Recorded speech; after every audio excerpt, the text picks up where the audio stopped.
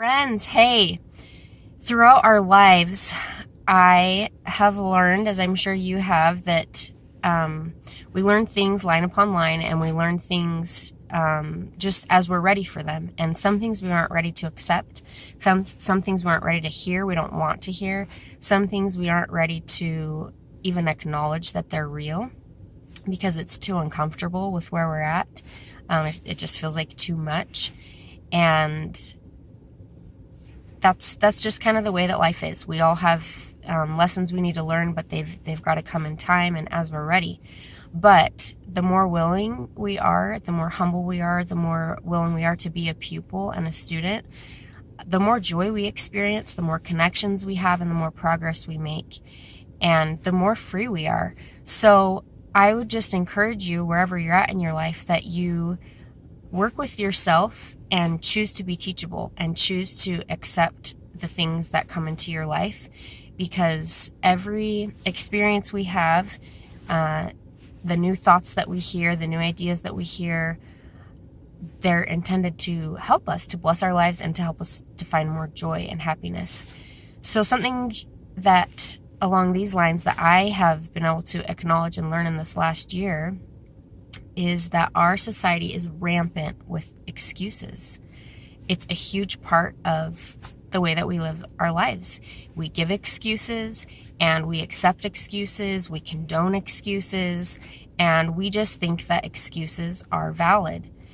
Now, excuses are different than explanations sometimes. There can be a fine line between those two. You know, sometimes we do need to give an explanation. Sometimes we do need to be able to understand where someone's coming from, and someone needs to understand where we're coming from. So I do recognize and acknowledge that, but I think that because of that, sometimes we give excuses a pass way too often. And we allow people to give us their excuses, and we support them in those, and people support us in our excuse giving. And because of this, we don't get any further than we do. When we give excuses, we end up being stagnant, and we end up in cycles and in repeated behavior, and we end up in ruts. You know, people say things like, I feel like I'm in a rut. I feel like I've hit a wall. And one of the big reasons that happens is because we feel like our excuses are valid, and we feel like we just give them credence. But when you think about it, like, what are your excuses doing for you? They're holding you back. They're keeping you in the same place. So an example of this would be, let's say that I show up somewhere late, and usually when we don't perform, or we don't we don't do what we said we were going to do, or we don't show up in the way that we were expected to or we wanted to, then that's when excuses start to come. So let's say I show up late to a meeting and I say, oh, I'm so sorry, I didn't hear my alarm, so I was late. And people say, oh yeah, that's happened to me, I totally get that. Well, let's back up here. Why didn't I hear my alarm? Well, because I stayed up till 2:00 in the morning last night, and I was so tired this morning when my alarm went off at 6 that I slept through it. So you see where I'm going with this? So sometimes we're not telling the whole truth. So we're not being accountable for our actions and our decision making, and we're blaming people, we're blaming things, we're blaming our alarm clock, and really it would be me that was responsible for the fact that I didn't hear my alarm. But because we hear these kinds of things and we say them, they just have become a normal part of how we communicate, and a normal part of how we live. So as I have learned about excuses, I love this topic because I've noticed how frequent it is and how rampant it is, like I said. So my challenge to you would be to start paying attention to your language, and even watch others, not so you can be judgy, but just so you can learn that how how much of a part of our lives this is. And when we can learn how to let go of excuse giving, then we are empowered and we have power in our lives. I'm part of a group mentoring right now, which I love, and just self-improvement. And one of the coaches said, be brave enough to not give excuses. And that does take a lot of courage and a lot of humility to not give excuses. I'm telling you, if you start paying attention to this in your life, you're going to notice how it's such an automatic thing. We don't want to take accountability, and we want to be able to blame other people and circumstances for what our reality is right now. But again, if we can be brave enough and courageous enough and humble enough to accept, to acknowledge what our choices have been and what our actions are, we are going to go so much farther than we have, because those are the roadblocks. We keep giving them, and they just place another wall, another stumbling block in between us and our goals.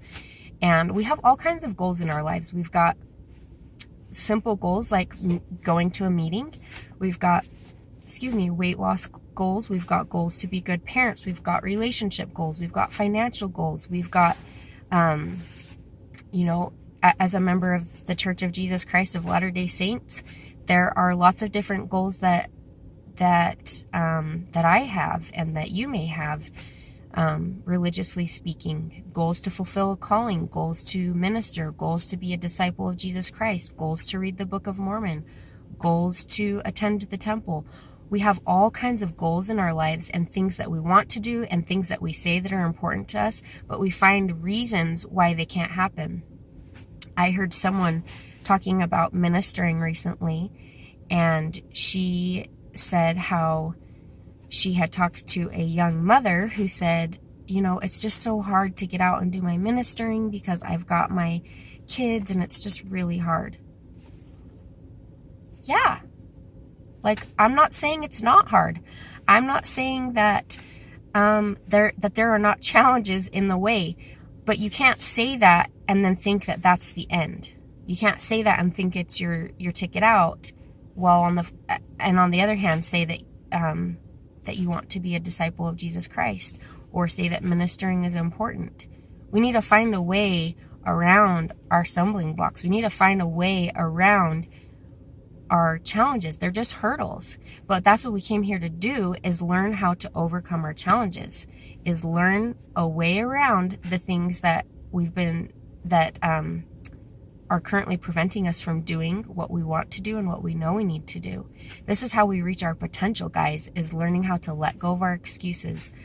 I am reading a book called What's a Parent to Do by Glenn Latham, and he is also a member of the Church of Jesus Christ of Latter-day Saints, and he talks about, he was just going over a family home evening, and he said that when that council came out in 1970, that the prophet asked that we hold regular family home evenings, one of the, I can't remember if it was the prophet or just a member of the Quorum of the 12 that said, we don't know how you're going to get this done.